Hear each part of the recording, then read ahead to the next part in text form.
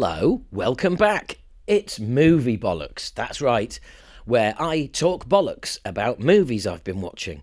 In this case, quite a few. In fact, I'm going to be talking to you about 26 movies and 5 TV series. Some good, some bad, in my opinion. I always say this, but please do bear in mind, like everything, it's just my opinion. If I think something's really, really outstanding, then I'm going to suggest, you know what, give it a watch. But most of the time, it's up to you. If I might describe something that I didn't like, but you like the sound of, so go watch it and let me know what you think. That's all this is, purely me going off about movies. So let's get started, shall we? Straight in. First up, Rebel Ridge. That's on Netflix. A former Marine grapples his way through a web of small-town corruption when an attempt to post bail for his cousin escalates into a violent standoff with the local police chief. Now, I liked this movie because within 5 minutes, maybe even less than that, I was in. It's happening. We're on. This is interesting. For a start, it starts with a guy, our main character, who is riding a bike.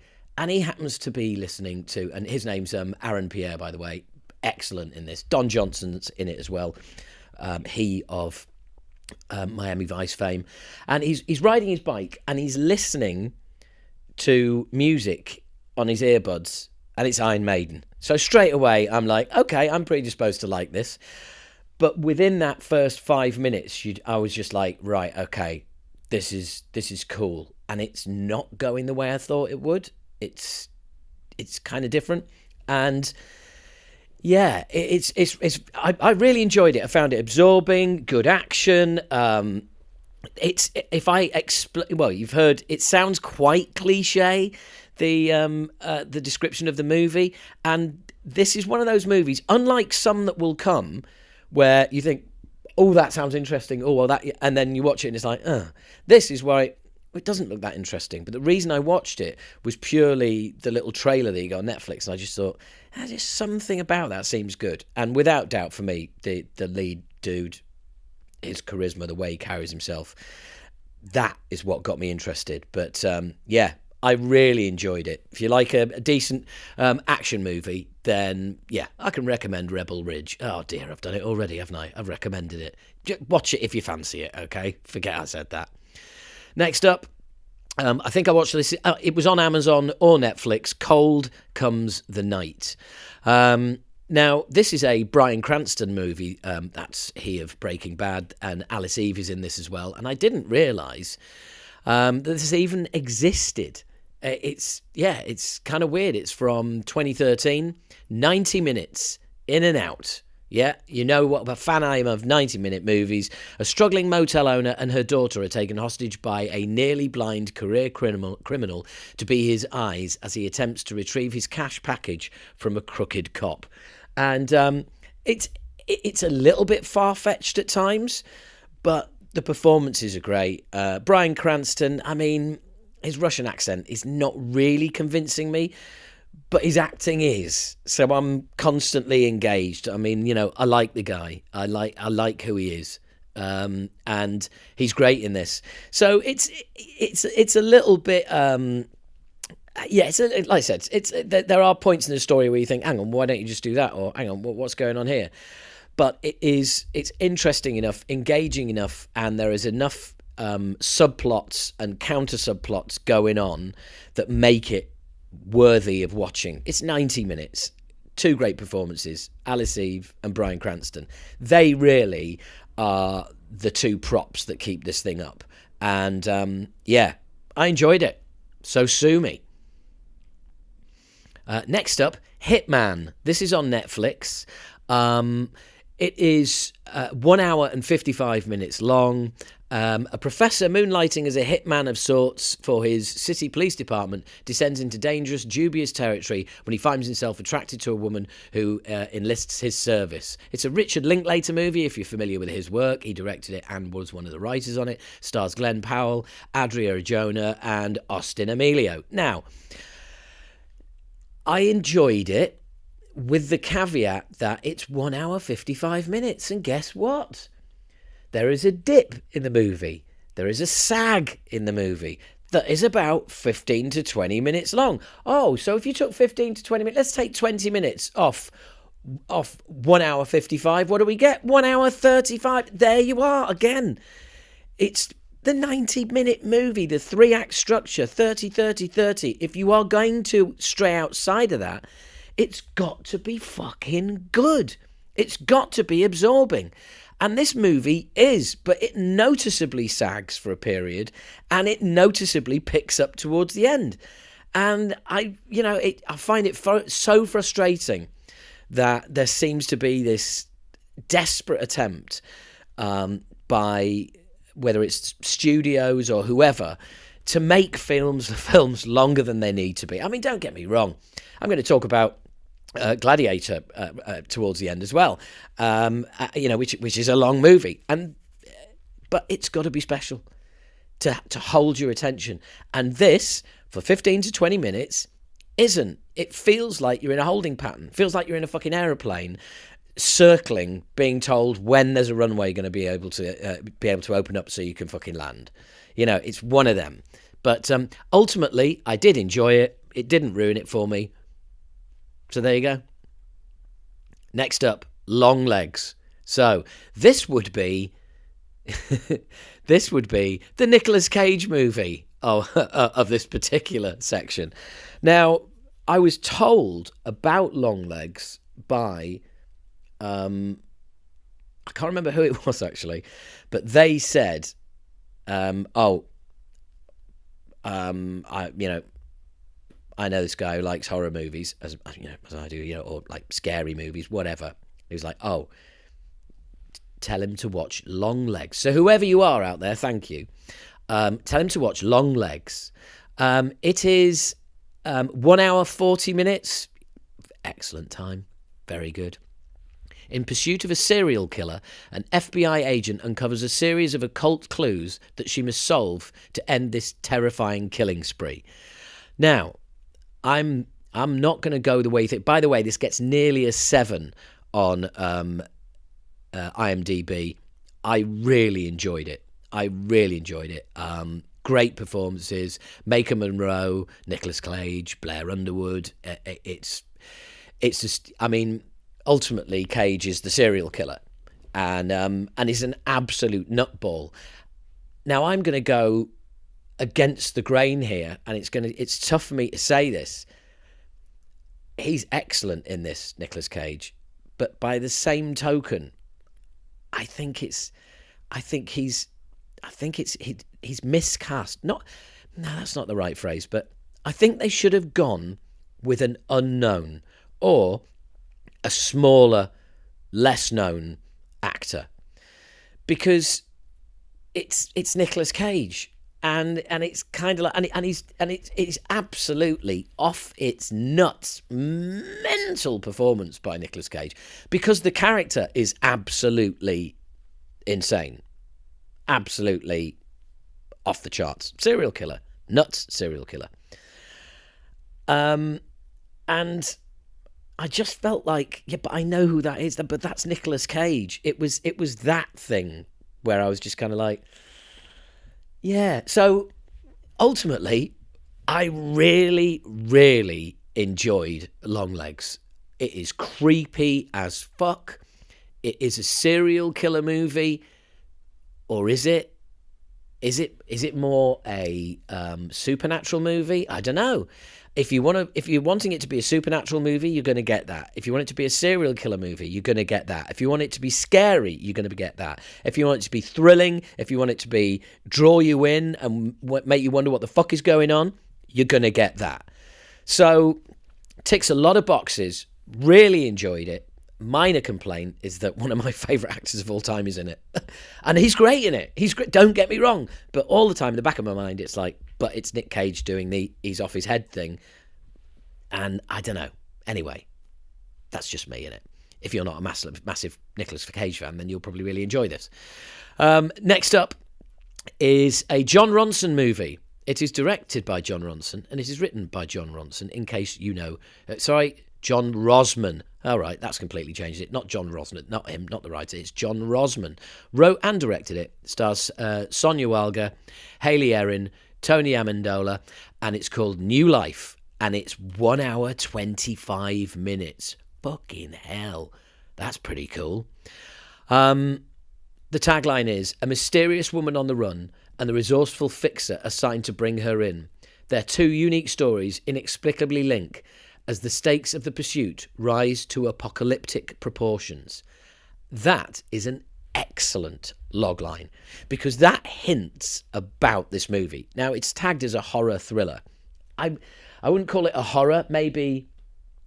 Well, actually, having said that, there is actually a couple of full-on horror scenes in it, but it's more of a thriller. But that last line, apocalyptic proportions, is incredibly relevant. I haven't seen anything like this for a while because I didn't read that logline or anything. I just watched it, and you think this movie is something it isn't, basically, for quite a while. And then it's not a twist. There's not a twist. At no point is the director trying to go, oh, I've sent you down one alleyway. Ha ha, no, not at all.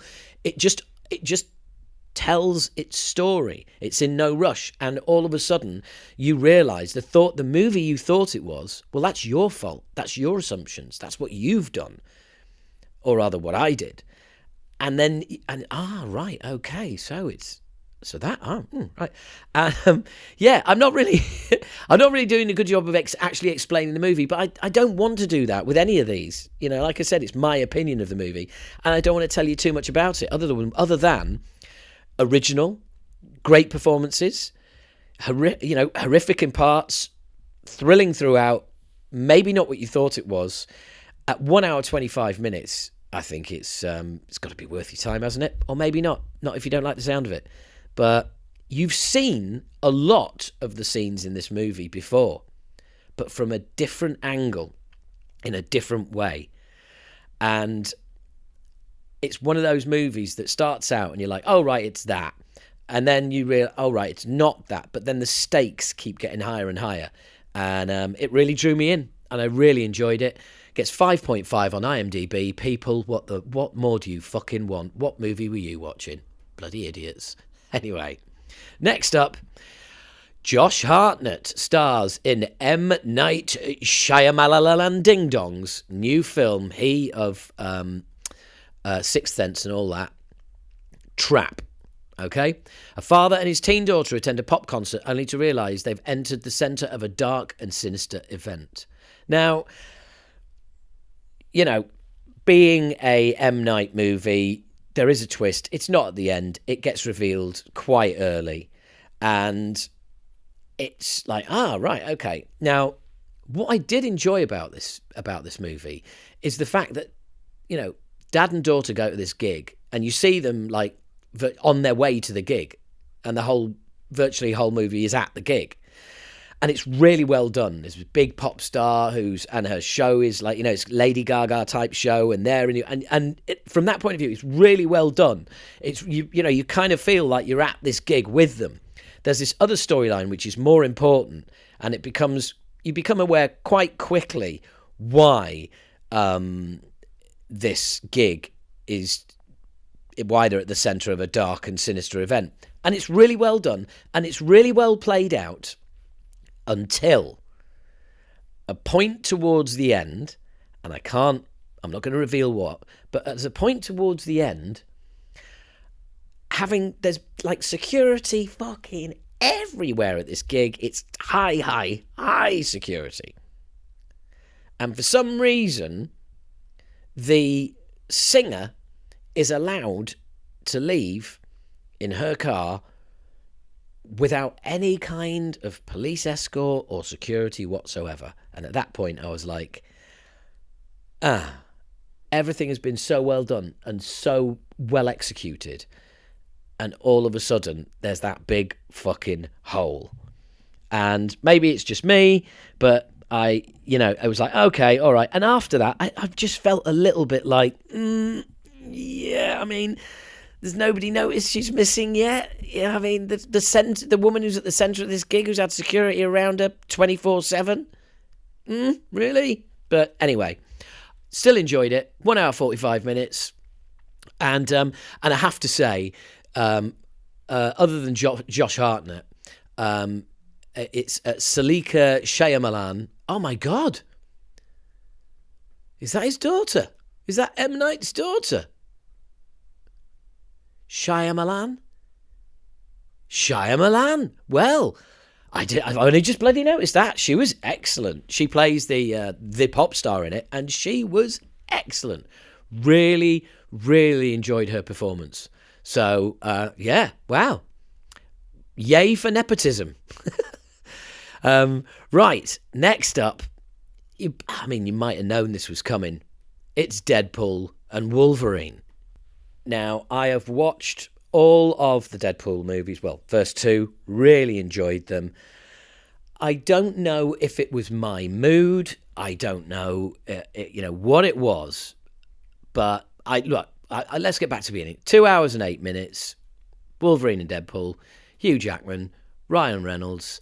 Deadpool is offered a place in the Marvel Cinematic Universe by the Time Variance Authority, but instead recruits a variant of Wolverine to save his universe from extinction. Now, straight away, for me, that logline should have been a warning. Shame I didn't read it before I watched the movie. Deadpool is offered a place in the Marvel Cinematic Universe by the Time Variance Authority, but instead recruits a variant of Wolverine to save his universe from extinction.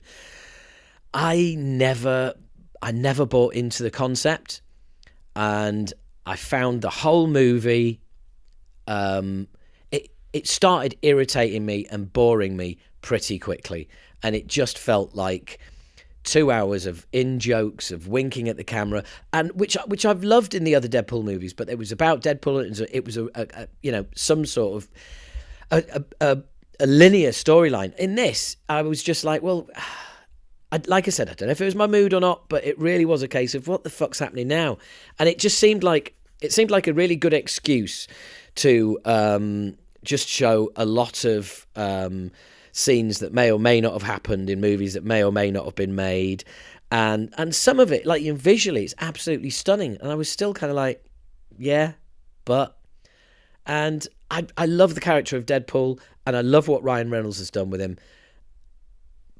But in this, I was just like, yeah, you're fucking annoying, mate. And I never thought I'd say this, but some of the action films some of the action scenes go on and on and on and on, and I'm just like, fucking hell. Can everyone just die, please, so we can move on with the fucking movie? And by the end, I found myself fast-forwarding through it. I've got to be honest. I was like, oh, right, another fucking 10-minute action scene that could have been, 5 minutes, for instance. Fucking... And it's like, oh, brilliant. Yes, you found another way of killing somebody. Brilliant. But, in John Wick 2.5 hour movies, I'm going, oh, that's fucking amazing. In this, I'm just like... yeah, oh, great, wonderful. Oh, it's another massive shooter. Oh, look, there's loads of versions of Deadpool. Oh, look, there's loads of versions of Wolverine. Oh, isn't that funny? Ha ha, fucking ha. Oh, it wore me out. It wore me down, and I just fucking got annoyed in the end. So there you go. Next movie, Knox Goes Away, 1 hour 54 minutes, and this is how you do a 1 hour 54 minute movie. When a contract killer has a rapidly evolving form of dementia, he is offered an opportunity to redeem himself by saving the life of his estranged adult son. Starring Michael Keaton, directed by Michael Keaton. It's his first movie. And I love this. I absolutely love this. It gets a 7 on IMDb, and it's nice to see that. I would have given that minimum, given it a 7. Yes, there's dementia in there, and lead character is, his dementia is quite obvious quite quickly in the movie, but it's done in a really different kind of way. If you've seen movies with the way dementia is portrayed sometimes. This is done differently. It's also, sometimes you kind of get the feeling that dementia is the star of the movie. It's not. The storyline is, the characters are, what's happened, why it's happened, and what needs to be done. That is what the movie is about. The added twist in the background is the dementia of the lead character, the people he's relying on to help keep writing him when he can't remember what he's done or where he's been or what he's doing. And are they on his side or not? Are they going to take advantage of him, or are they going to genuinely help him out? Great cameo appearance by, well, it's not even, yeah, I suppose it is a cameo by Al Pacino in this. And I mean, yeah, I really, really enjoyed it. I will be watching it again. And great, I mean, yeah, everyone's in it. Great supporting cast. Just, yeah, really enjoyed this. Really enjoyed it. Knox Goes Away. That's on Prime. Next up, Steel Country. Now, Steel Country is also known as A Dark Place. It is on Amazon. I watched it mainly. It's 1 hour, 29 minutes. Rocking. I watched it mainly because Andrew Scott is in it, and he is a legend. I love him. He's excellent in everything he's in. When a young boy goes missing in a sleepy backwoods town, a local sanitation truck driver, Donald, plays detective, embarking on a precarious and obsessive investigation. And what it doesn't say there is that he's clearly got neurological issues, learning difficulties, whatever it is.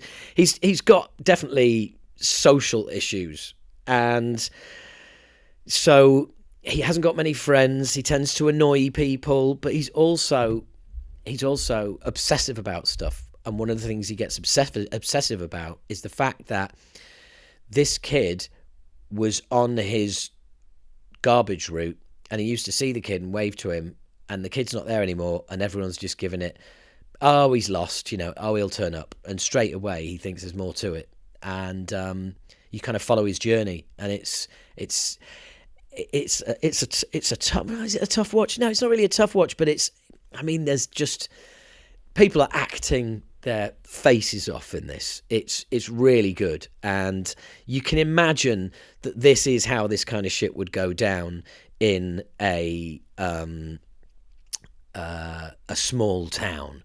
And there's also Bronner War and Denise Gough. Both of them are absolutely brilliant in this. One is his co-worker. One is the mother of his child, and his child is the only thing they have in common. He's got a young daughter who is very cool and really well played. And yeah, it's just kind of one of those sort of real life grubby small town mysteries where let's hope that the kid is just lost in the woods. Oh no, they're not. They've been murdered. So everyone seems to be kind of putting it down to no, just drowned in the river. What a shame. Only one person seems to think that might not be the case, and that's somebody that no one really likes or listens to. So yeah, if you like that kind of thing, which I did, enjoyed it, go for it. So The Killer, 2 hours and 6 minutes, 2024 is when this movie was made. And it's directed by John Woo, and it is co-written by John Woo, Brian Helgeland, and Josh Campbell. Now, if The Killer by John Woo springs to mind as something you've seen before, well, that's because you have seen it before. This is a remake of his own film. Omar Sy is in it, who I love, French actor. Sam Worthington's in it. And what can I say? Oh yeah, Eric Cantona's in it as well. There you go. What can I say about it? Well, let's just give you the logline. An assassin tries to make amends in an effort to restore the sight of a beautiful young sniper. Now, if you're John Woo and you've made the original, and that kind of film, that logline right there is like, oh yeah, okay, so that is like typical sort of Japanese sort of movie. Except this has been made as a Western movie. The lead character is now female, not male. The dialogue is wooden. The acting is basic. And for me, what it proved is that basically John Woo hasn't really progressed as a filmmaker, because his action and his constant use of slow-mo, it's all just as it was. It's like it's just what he does. And there are so many cliche and unbelievable scenes in this. It was, for me, it was just like, I mean, it's one of those worst things, isn't it? You watch a talented director remake his own film and do a shit job. Like, you had one job, which you've already actually done once successfully, and now you're doing it again and you fucked it up. And if another director had remade this, I would have been saying, like, this is just disrespectful to John Woo. But as it is, he's the idiot who's done it. So, yeah, disrespectful to himself, I guess, that's as close as I can get. But, you might have realised that I didn't really like that. I really didn't. It was just, well, it was more than a bit bollocks, if you ask me. The Killer. Shame. Didn't need remaking. Got remade by the bloke who made the original. And it's a bit knackers, basically. So, next up, The Radleys. Speaking of a bit knackers, The Radleys, made by Sky, okay? And stars, I mean, Kelly MacDonald and Damian Lewis. So straight away I'm going, stars those two, I'm in. It follows a seemingly ordinary family with a dark secret. They are vampires. They choose not to drink blood despite their natural cravings, but their truth is revealed one day. So it doesn't. That really is as basic and clumsy and over-revealing as the movie. Really. Now's a chance to plug Patreon, because I do a Patreon-only podcast with the one and only Paul Waller of the A Year in Horror podcast. We call it A Year in Bollocks, and we do various movies. We do deep dives into them, and this is the first of a few we've done. We did a good sort of half hour, 40 minutes on the Radleys, and ultimately starts really well. I thought it was great for about 25 minutes, and then it just kind of lost itself, really. Damian Lewis plays two people. He plays his uptight, normal vampire, and then he also plays his brother, who's a leather jacket wearing, long-haired, hey man, just take it easy. And straight away it was like, oh, fuck me, that cliche, really?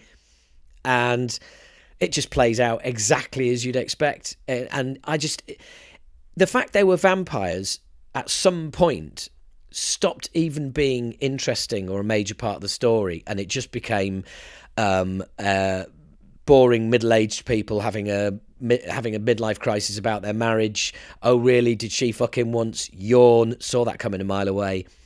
The fucking end. Yeah. Gets 5.1 on IMDb. Bang average. Yeah, maybe not. Next up, 1 hour, 48 minutes, The Thicket. West Texas, a boy who, after his sister is kidnapped by a violent killer known only as Cutthroat Bill, enlists a fierce bounty hunter named Reginald Jones, who becomes the leader of a group of outcasts searching for the stolen girl. Director is Elliot Lester. The writers are Chris Kelly, Joe R. Lansdale. Stars Peter Dinklage and Juliette Lewis. Now, Juliette Lewis in this movie, I don't know why, but I didn't know she was in it, and I must have fast forwarded through the credits or something, because I didn't know she was in it. She was on screen for about 5 minutes before I realised it was her. I think she should get an Oscar nom. Oscar nom? Who the fuck am I? Oscar nomination for her role in this movie. She is absolutely fucking superb. She is terrifying, and really, genuinely, The Thicket will be in my top movies of the year. It will be in my top 5 movies of the year. I have already seen it twice. The fact that James Hetfield is in it as well, that's a little bit of a sidebar for me.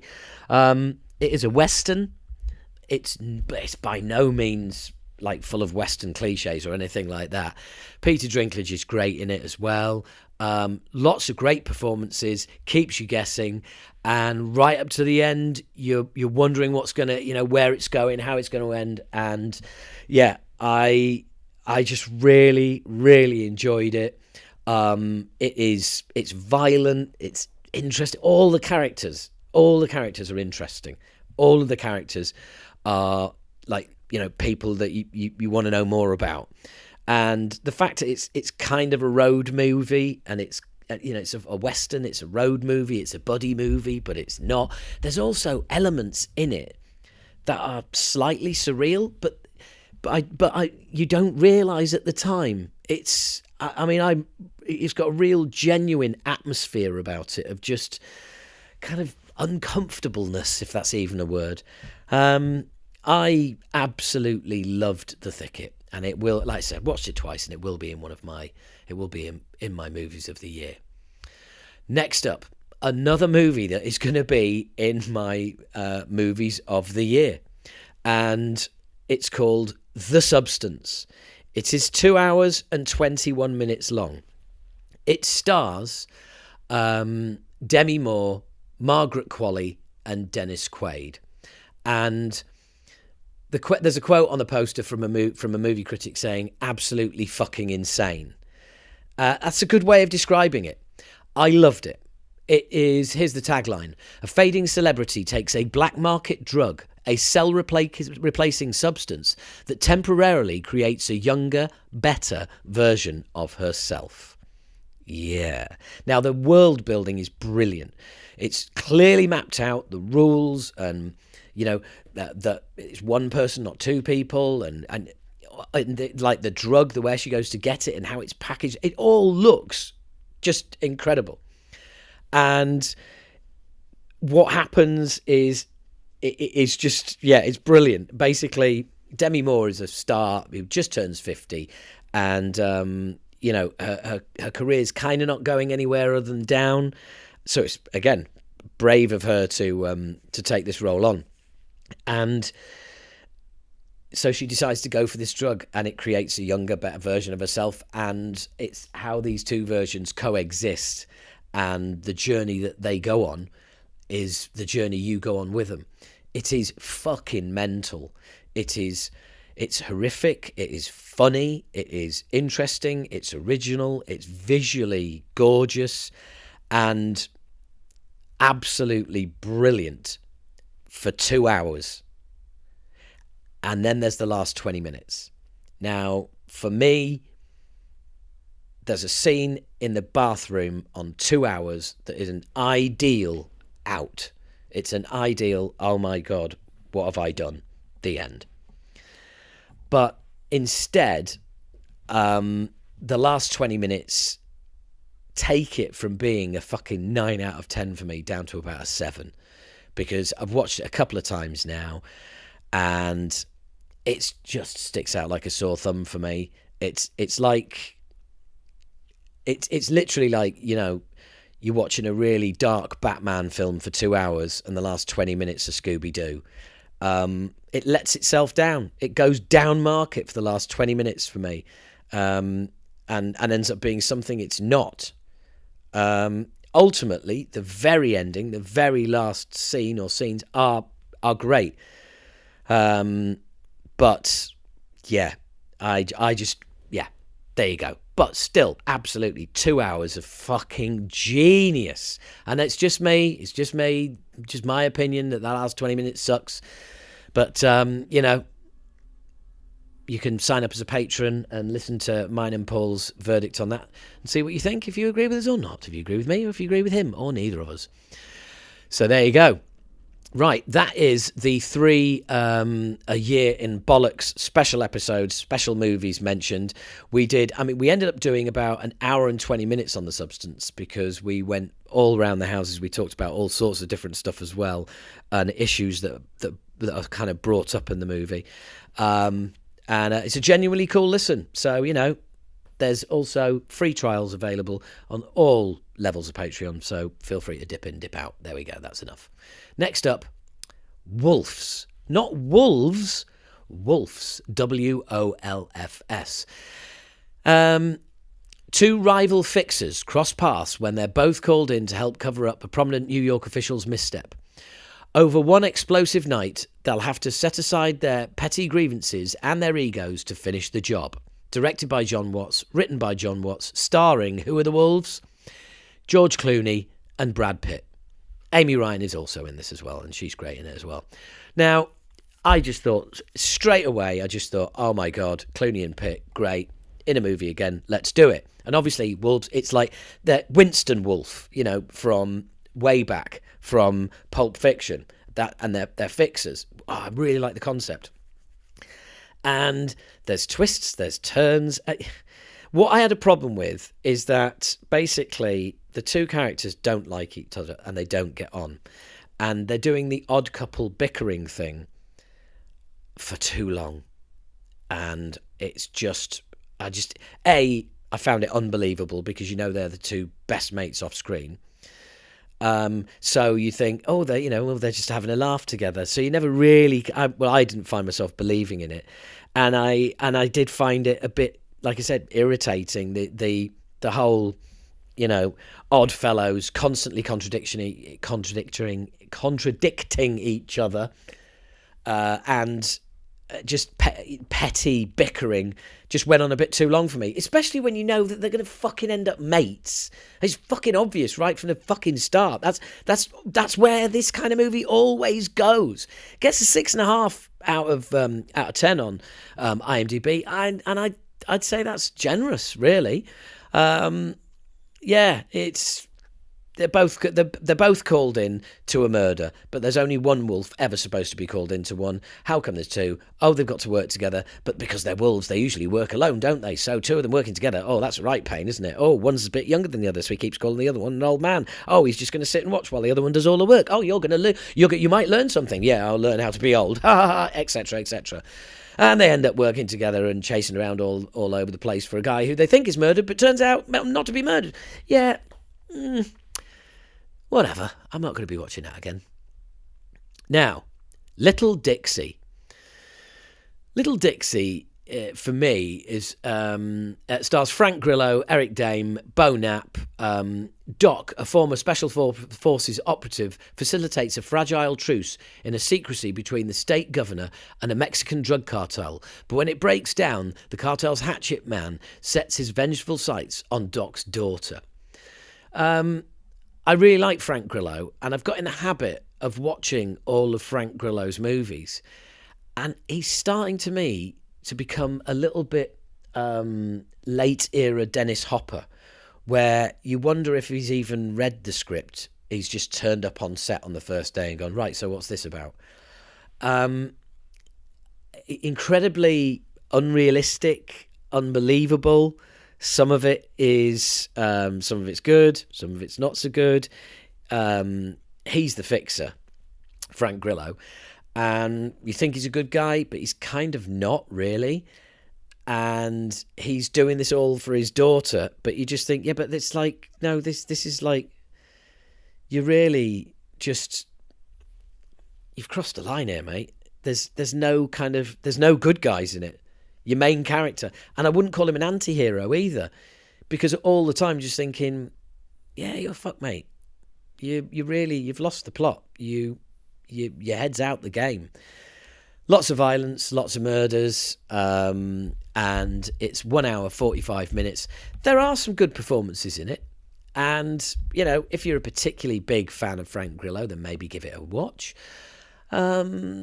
Nothing you haven't seen anywhere else before, and pretty much everybody this guy talks to ends up dead, and that becomes apparent quite early on. Except I just found myself not rooting for him. So, yeah, there's that. Next up, The Silent Hour. Now, looking forward to talking to you about this one, right? It stars Joel Kinnahan, who I like a lot. There's also Britain's Mark Strong in there as well. A detective with hearing loss and a deaf witness to a murder must lean on each other to outsmart killers they can't hear coming when cornered in an abandoned apartment block. Now, to be honest, that sounds more like a video game than it does a movie.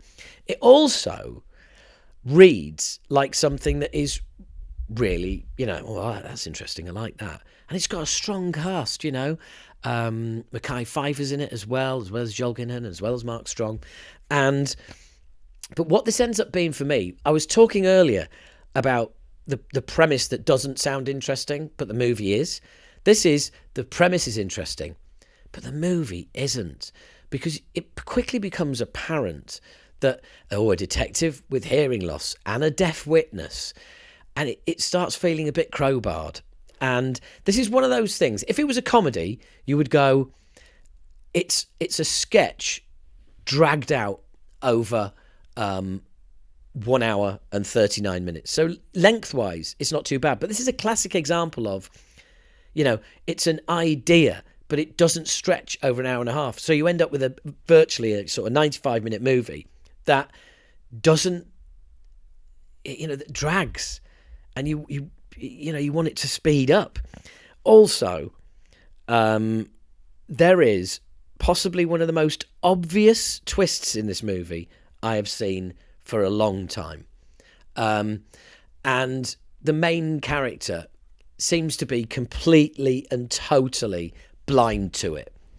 And right from the off, you're going, no, dude, no, don't trust that guy. No, right from the outset. And there are times towards the end of the movie, you're just going like, have you not figured this out yet, you dick? And then when there's an obvious chance to go, oh, right, what's he doing here? I know what that must mean. No, still trying to warn him. All right, mate, no. Just like, fucking hell. You just sat there going, mate, honestly, just, and so that was just ridiculous. Also, the fact that they've really absolutely ham-fistedly created a climax for this movie, which involves one of the apartments, a bloke, as soon as they go to this block to see this woman, the block they're going to end up getting stuck in, there's one apartment is playing metal really loudly. And later on, and basically what happens is the final scene takes place in that apartment, but the music's not playing. All right. And then all of a sudden the music comes on really loud, startles somebody to the point where they drop their gun or something like that. And then, and then they are beaten to death by somebody with a Rickenbacker. I shit you not. So spoiler alert, but to be honest, they fucking spoiled it when they fucking made it. Just stupid. Get 6 out of 10 on IMDb. People, what are you doing?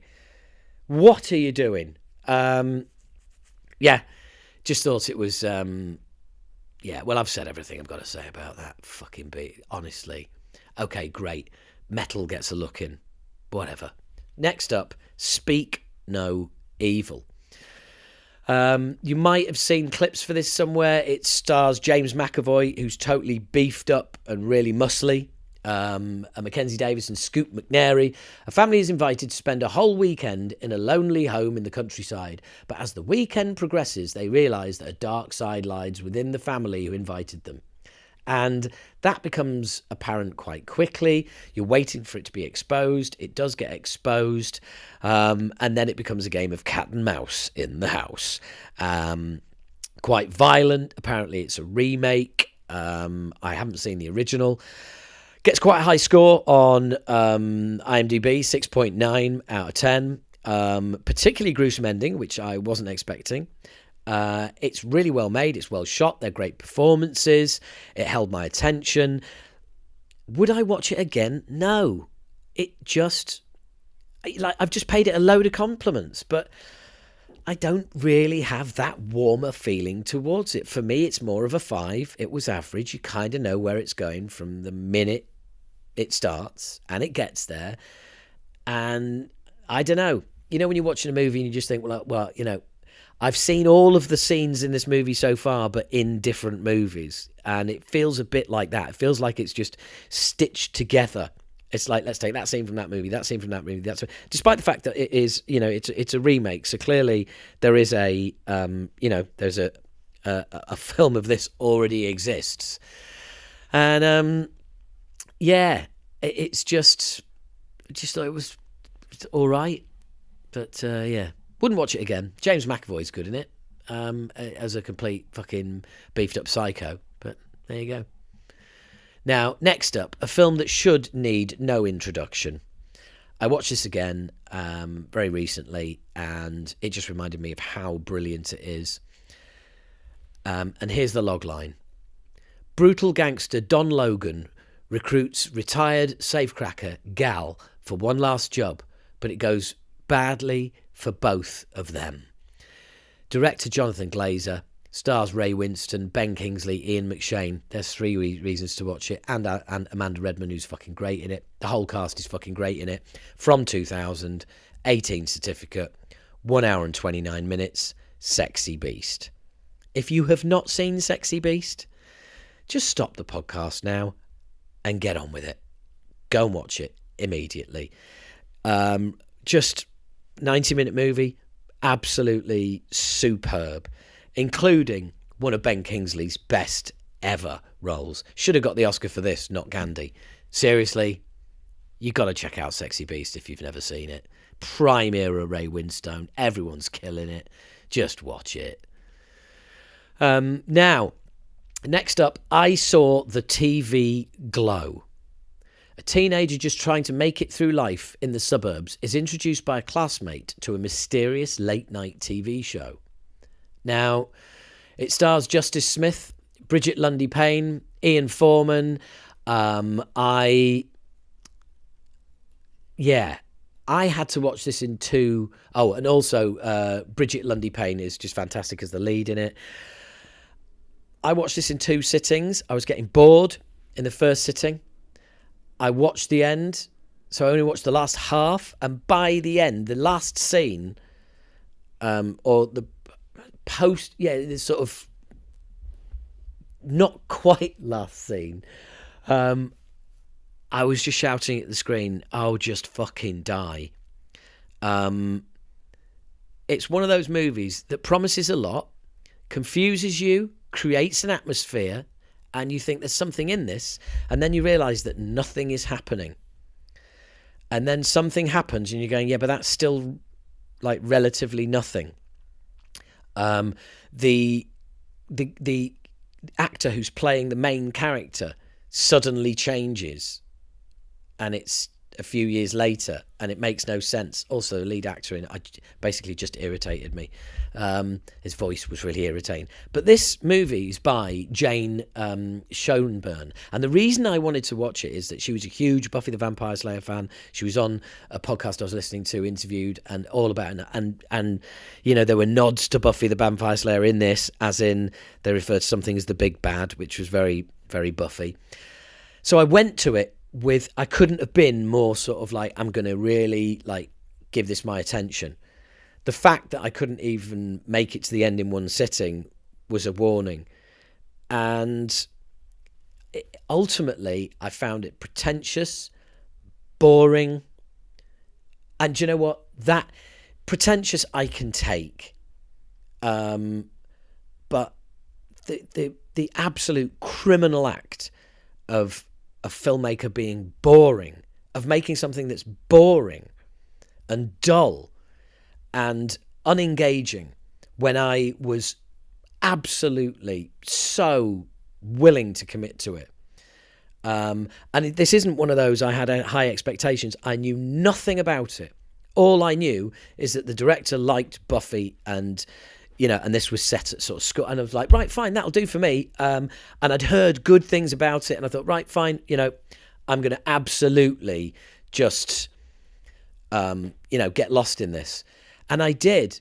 And then I realised that I was completely lost because I was just bored and unconnected, uninterested. And even when a kind of twist is played out, you're going, yeah, really though?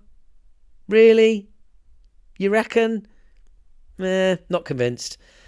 So, yeah, disappointed. Now I'm not, maybe I'm not the target audience, but you know what? I'm a human being, and I watched it with all the best of intentions. And whilst there was some really stunning scenes in it, it just didn't hold my attention. Next up is Beetlejuice. That's right, it's Beetlejuice 2. It stars Michael Keaton, Winona Ryder, Catherine O'Hara. It's 1 hour 45 minutes. And do you know what? If it had been 1 hour 30, I'd be raving about it. Because even at 1 hour 45, even being a Tim Burton movie, it took a little while to get going.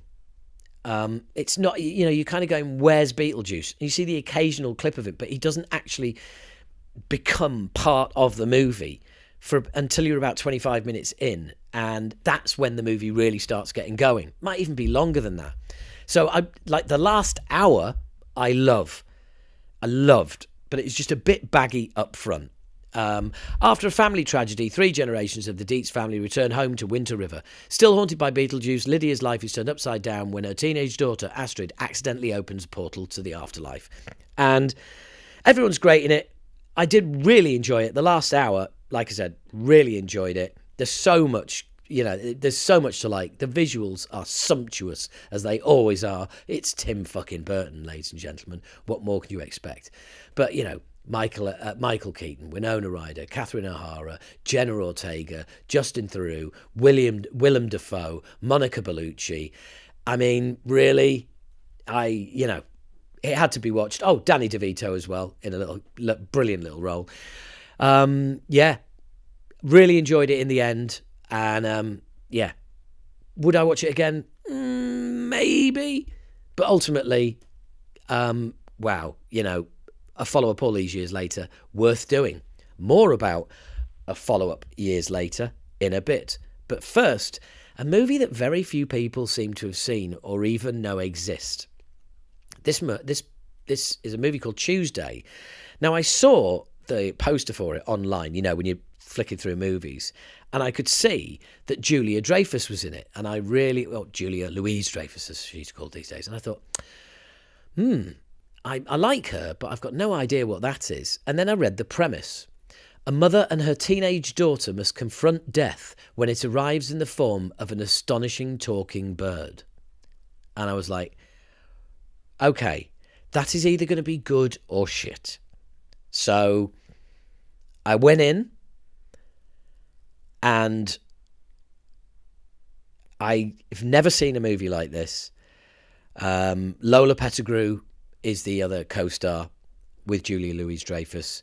It is a directorial debut by Dana Unasis Pusic, I think. I mean, I'm mangling that completely. Now, if you think that premise sounds a bit mental, it is. It gets a 6.3 on IMDb. I would personally give it a 7. It is, at times, laugh out loud funny. At times, tear-jerkingly, gut-wrenchingly sad. At times, it's almost science fiction. Honestly, it's so many movies in one. It's really hard to describe. I'll read you that premise again. A mother and her teenage daughter must confront death when it arrives in the form of an astonishing talking bird. What really won me over almost immediately is the talking bird doesn't talk, but the bird is in the first 2 scenes. And straight away I was like, okay, that's a fucking odd-looking bastard. And the fact that that it wasn't being held back, the fact that we didn't have to wait, until halfway through the movie till the bird arrives. No, boom, you're in. And for me, that meant that the pacing right from the very beginning was spot on. I'm not going to tell you any more than I have about Tuesday, other than I would say almost certainly, definitely going to be one of my movies of the year. And although I think that's a little bit unfair, actually, because I don't think it came out this year. No, 2023, but fuck it. I saw it this year, so nah, it'll have to do. Tuesday, yeah. Just never seen anything like it before. And it at times, I was thinking, like, this is absolutely mental, what's going on now. Why am I still engaged in it? Why do I still care? Why am I not just going, oh, this is just fucking stupid? And it's like, because yes, it is fucking stupid, but the way it's got there and how it's taken you on that journey, you're just accepting. And I guess that's great filmmaking, ultimately. And yeah, just simply called Tuesday. Next up, couldn't be more different. The Wild Robot. Lupita Nyong'o plays the voice of the Wild Robot, Pedro Pascal, of a fox. After a shipwreck, an intelligent robot called Roz is stranded in an uninhabited island. To survive the harsh environment, Roz bonds with the island's animals and cares for an orphaned baby goose. And if that sounds sentimental and bollocks, you're absolutely right. It's 1 hour 42 minutes. It gets an 8.3 on IMDb. It is worth an 8 out of 10. I loved it. Sentimental, soppy bollocks, animated, funny, sad, saccharine sweet, completely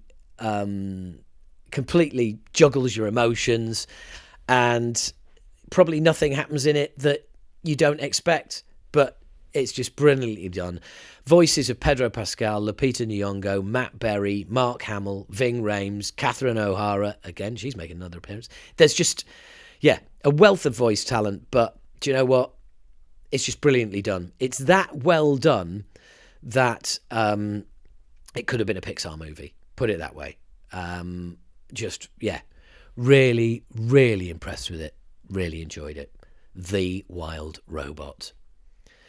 Now, next up, Trim Season. 1 hour, 40 minutes from 2023.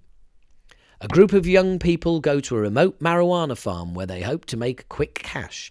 But they discover the location's dark secrets and now must try to escape the mountain on which they are trapped. This movie ain't what you think it is. Ain't what you think it is. Ain't what you think it is. This movie ain't what you think it's. It's not. And I'm not going to tell you what it is. You've got to figure it out for yourself, because the whole way through this movie, something is lurking in the background and you don't know what. And I don't mean literally, I mean figuratively lurking in the background. Things don't feel right. I think one character is slightly overplayed, slightly over jittery all the time. But I enjoyed it. I really enjoyed it. It's a very different take on a genre that is very old. And it's a supernatural horror and thriller, which it's tagged by on IMDb. And I would say, yeah, all of those. Director is Ariel Vida. I'm not sure if Ariel is a man or a woman, but or a binary or non-binary or a robot or whatever, but does a great job. And these guys, as it says, they are really keen to Ariel Vida, director and production designer. So there you go. It's, kids hang out, meet someone through a friend. Hey, look, you can earn money trimming weed at these farms, and you can earn hundreds of dollars a day. You can earn thousands of dollars in like a month, and it sounds like a great idea. And then you realise that you're at a massive marijuana farm on a mountain. Pretty really no form of transport to get in or out. So yeah, you better get on and start trimming. And who are you working for exactly? And are you going to get paid? And why is everything a little bit fucking weird? Well, yeah, you're going to find out. I enjoyed it, and would I watch it again? Yeah, that's all I'll say. Not for everyone, but hey, what is?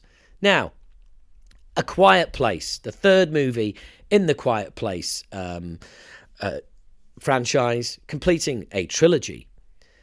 A Quiet Place, Day One. Okay?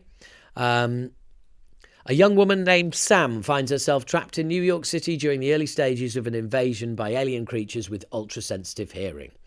It's Lupita Nyong'o again, who we just had doing the voice, also with Joseph Quinn and Alex Wolff. Now, this is kind of a different take on A Quiet Place, obviously, because it starts with them invading. So it's not quiet to start with, is it? No, it's normal. It's quite loud. And it all kicks off, and the invasion is fucking brilliantly done. It is really, really brilliantly done. I mean, the aliens are scary as fuck. And yeah, I mean, it's everything that all the other Quiet Place movies are. But me being me, I had a little bit of a problem all the way through the movie. And it's something that other people absolutely love about this movie. Okay? And it's the fact that the lead character has a cat. And what a touching relationship it is all the way through the movie. And it's not a CGI cat, genuine cat brought in to play the part of cat. And you know, there's been a lot of everyone just going, oh, like, isn't it brilliant? And, you know, I just love the way it's done, the relationship between her and her cat. It's amazing. And now, I'm not going to give anything massively away here, right? Because it's very early in the movie. Lead character and her cat are in a basement of something. I think it's an old cinema. They're in the basement of it, or they're in the actual cinema, and they're all hiding in there, away from the aliens. And there's at least like 200 odd people in there. The cat makes a fucking noise, and the aliens come in and kill everyone. The same cat that survives and wanders around in the rest of the movie with the lead character. I'm just thinking, that cat's a fucking mass murderer. Have we forgotten that cat has cost everybody in that cinema their lives? Everyone. And yet this seems to be completely ignored. And don't get me wrong, I wasn't sat there for the whole movie going, when's this murderous cat going to get its comeuppance? No. But I was just kind of like, I just don't see how I'm supposed to, like, really buy into this relationship, because this woman hasn't she realised that this cat is a fucking liability? It's responsible for the death of 200 people. Doesn't she feel bad? Really? And then later on, she's getting tins of cat food and realising how difficult it is to open a tin of cat food without making a noise. Ditch the fucking cat, love. It's already killed 200 people you were hanging out with. If that wasn't a fucking clue that it might not be a good idea to be wandering around with a cat that could meow at any fucking moment and give your location away, maybe ditch the fucking moggy. And I'm a cat guy. I like cats. I prefer cats to dogs. But for fuck's sake, if there's aliens sensitive to noise around, I'm giving my cat the fucking heave-ho, I'm afraid. So anyway, there you go. Totally illogical. Good movie, but yeah, that did annoy me. That's my fault. I'm well aware of that. Next up, The Critic. 1 hour, 41 minutes, starring Ian McKellen, Alfred Enoch, Matthew Cottle, and the absolutely wonderful, one of my favourite... also Mark Strong, yeah, he's back for more. He's absolutely great in this, he really is. And also the brilliant Gemma Arterton. And a powerful London theatre critic becomes entangled in a web of deceit and murder. Period drama, crime, drama, mystery, thriller. It is all of those. It is a classic old-fashioned movie. It is a story with a linear storyline. Ain't no flashbacks happening here. Everything's happening before your eyes. People are getting more successful. People are not being more successful. People are maybe losing their jobs. People may be getting shitty reviews. People may not be getting shitty reviews. May not. There might be a takeover at the newspaper where the lead critic works. This could threaten his livelihood, or does it? Will it? How? Oh, what's going to happen? Are things going to go wrong? The amazing thing about this movie is to watch the journey of Ian McKellen's character, Jimmy Erskine, because he is a lovable, vitriolic, venomous critic and really tears people apart brilliantly. And you just kind of think, this is a really cool character. The character arc from amusing, acerbic critic to where it ends is outstanding. Absolutely outstanding. This is one of those movies where you literally see characters develop in front of your eyes. And if I said character at the beginning of it, character at the end of it, you'd be like, well, that sounds unbelievable and stupid. Because it's beautifully directed, it's brilliantly filmed. Anand Tucker directed it, written by Patrick Marber and Anthony Quinn. Patrick Marber, there's a name from back in the day. It's just, I thought it was absolutely superb. Ian McKellen is perfectly cast. It's set, I think it's set in the 50s, something like that, and it's a perfect piece of period movie making. And what's not to like? It's a fantastic cast. It's a brilliant story, a web of intrigue, a tissue of lies, and people are going to pay. Just really enjoyed it. The Critic.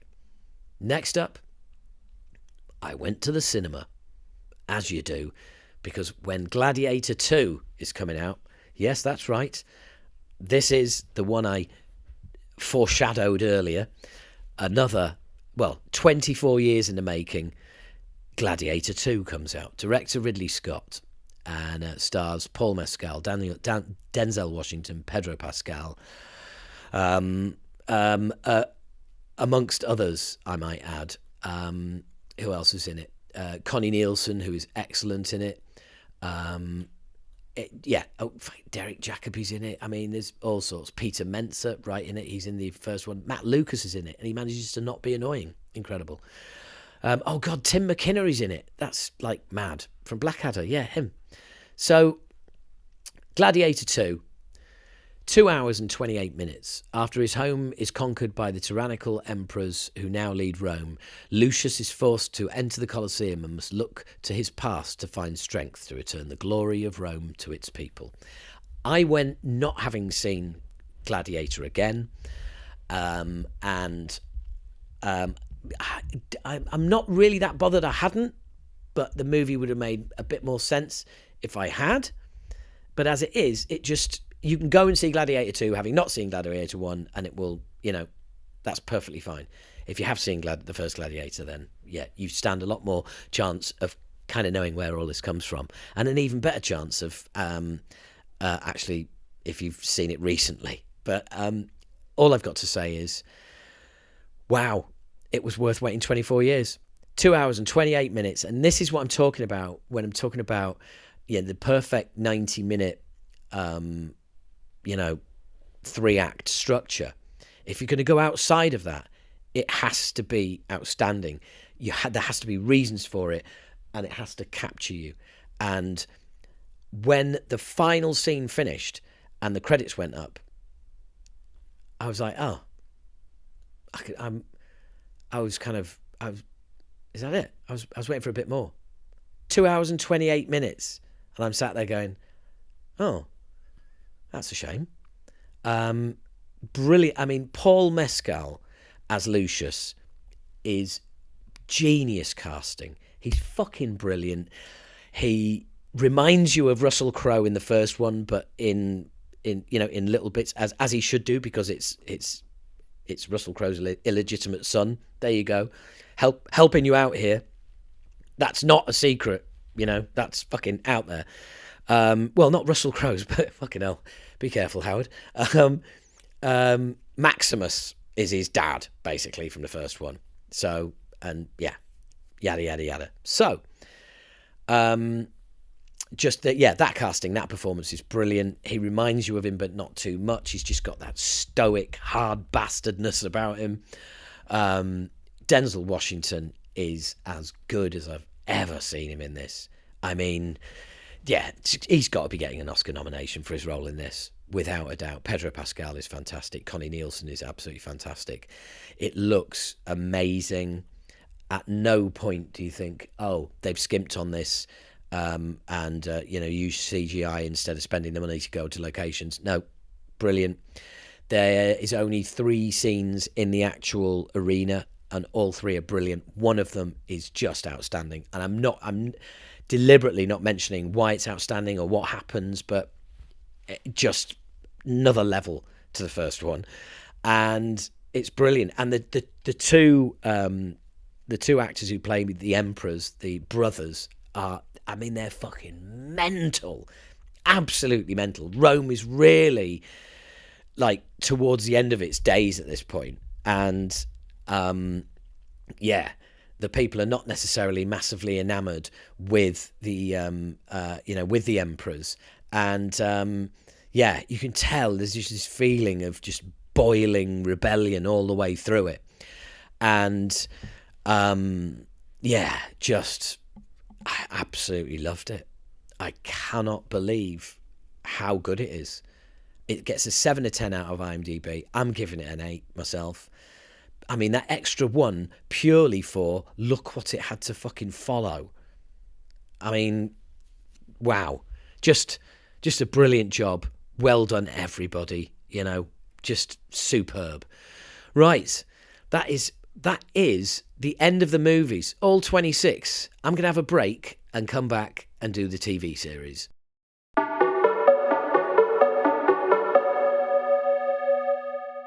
And yes, I did need a break. I did do that first 1 hour, 12 minutes, all in one sitting. I think it's just remaining focused and in that same sort of game state, if you want. It helps me anyway. So there we go. Anyway, let's crack on. First TV series on Netflix, A Man in Full. This stars Jeff Daniels, who I absolutely love, and Diane Lane. Follows an Atlanta real estate mogul as he faces sudden bankruptcy and tries to defend his empire from those attempting to capitalise on his fall from grace. And it's a bit ludicrous, and the lead character is a bit mad, and it goes on quite a journey. It's a mini series. I mean, there are only 4 episodes. So this is not something that you are going to, it's not something that you're going to have to spend a lot of time on. I really enjoyed it. There is a lot of humour in here. Jeff Daniels is always great to watch, and it's an outstanding character. Pretty mad. Gets a 6.5 on IMDb, and it is about just basically somebody is used to winning all the time and having more money than everybody, suddenly not. And how is he going to deal with that? And it just builds really nicely. There is all sorts of underhand shit going on and various different storylines all converging. And I really enjoyed it. There you go. That's my take on it. Now, next up, if you ain't heard about this, I'd be amazed. If you haven't at least seen a clip, then you need to. I am, of course, talking about the miniseries. Well, I said miniseries. Fucking, I don't see how it's a miniseries when you've got fucking, I think about 9 episodes. Let me just check. Well, let's get to it. Anyway, I am, of course, talking about The Penguin. There's a reason it gets an 8.7 on IMDb. It's just fucking brilliant. Absolutely loved it. The kind of thing, right, the kind of thing that you can recommend to somebody who doesn't like any of the comic book stuff. They're not interested, because don't even tell them that it's about, like, it's set in that Gotham universe or anything else. Just say it's set in New York, but they call it Gotham. If you like gangster things, then you will love The Penguin. It's got to be mentioned that Colin Farrell as the Penguin is fucking amazing. He's unrecognisable due to the prosthetics he's wearing. An absolutely performance of a lifetime. Brilliant. And also big shout out to Kristin Milotti, who is pretty much his nemesis in this series. She is absolutely brilliant as well. Following the events of The Batman 2022, Oz Cobb, aka The Penguin, makes a play to seize the reins of the crime world in Gotham. It's brilliant. It's absolutely brilliant. It's dark. It is violent. It's a brilliant portrait of somebody pulling themselves up from their bootstraps, willing to do anything to get to the top, willing to kill anyone, to blackmail anyone, to double cross anyone. It is just, I mean, it's got fuck all to do with the Batman universe. This series has nothing to do with the Batman universe. It is just a stunning drama, a gangster drama with a horrific anti-hero at the heart of it that you are cheering on the entire time. I know, like mad, right? So, following that, well, it couldn't be more different, but also getting a 7.8 on IMDb, The English. It follows a woman as she seeks revenge on the man she sees as responsible for the death of her son. It's set in Western times, stars Emily Blunt, who is brilliant. Cask Spencer has an Indian tracker who helps her, who is brilliant. He has to be brilliant. He's in just about every scene with Emily Blunt, and she's busy being brilliant, so he has to be brilliant as well. Stephen Ray pops up in it as well. He's great. It's absolutely heartbreaking. I've got to say that. I don't care where your heart is. This 6-part drama, you'd have to have a heart of stone to not, by the end of it, be close to be shedding a tear. It is absolutely brilliant. It is beautifully made. It is beautifully acted. It is beautifully directed, beautifully shot. Everything about it is stunning. The only downside is that it's a miniseries and there'll never be a season 2. But maybe that is what's really cool about it. Maybe that is what sets it apart. And that's why it's able to be as brutal and as horrific as it is.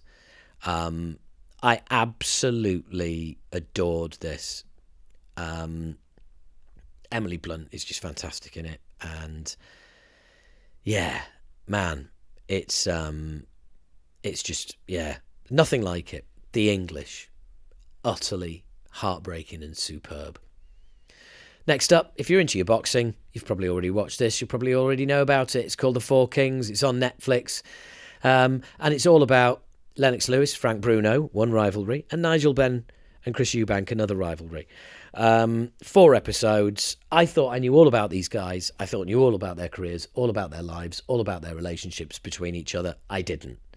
And I'm a bit of a boxing geek, so, maybe you'll find out something, maybe not. But I absolutely loved it. And I'm not going to say too much about this, really, because you're either going to watch it or you're not. You either didn't know about it, now you do, so you're going to watch it, or you did know about it. Either way, it's brilliant. Think it's Netflix, actually, that it's on, and really enjoyed it. At a time when America was ruling the roost of boxing, for a while there, the super middleweight scene, and even the heavyweight scene, the Brits were making a lot of noise. And finally, loved season 1, loved season 2, and it's not often you can say that. Well, if you're me, because I'm a bit bit bloody choosy, getting an 8 out of 10 on IMDb. The Diplomat, Season 2. In the midst of an international crisis, Kate Weiler, a career diplomat, lands in a high-profile job for which she is not suited. Well, that's Season 1. Season 2 picks up directly after Season 1 has finished, literally the next minute, which is awesome because Season 1 ends extremely dramatically. And, I loved Season 1, but when I saw Season 2 was up, I was like, I like that, but am I that bothered? I'm not really in the mood. Oh, I'll watch an episode, see where it goes. Oh, I've watched 3 episodes. Oh, it's really good. It's as good as I remember. And yeah, just chomped through them. Really, really enjoyed Season 2. If you've seen Season 1, then, and if somehow it escapes your notice that Season 2 is around, well, Season 2 is around. And if you haven't seen Season 1, get to it and then get on to Season 2. Just really, really enjoyable. Brilliantly acted. Kerry Russell's great. Rufus Sewell's great. Everyone's great in this, actually. And Celia Imrie pops up in Season 2 and is just absolutely superb. Just brilliant. And also, big shout out to Rory Kinnear, who plays the part of the British Prime Minister, who's just basically a bit of a tosser. Plays it absolutely brilliantly. But a tosser who means well, kind of. Or does he? We're not sure.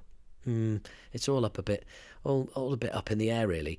And also, special mention for David Gayassi, who plays Foreign Secretary, who's literally like the opposite of Kerry Russell. And he's brilliant in it. Really enjoyed it. Season 2 just picked up where Season 1 left off. Brilliant acting, brilliantly written, and a complex political... Well, it's not a complex, but a political story that is told brilliantly and engrossingly, and at no point are you just like, fucking hell, political dramas, they can be a bit boring, can't they? In this case, no. In this case, bloody good. So there you go. That's it. We got to the end. You got to the end. That is 26 movies and 5 TV series. Hopefully that gives you something to get your teeth into over Christmas. I hope it helps. As always, just my opinion. Let me know if you agree or if you disagree. I'm always interested, and you know where to find me. Thanks for listening.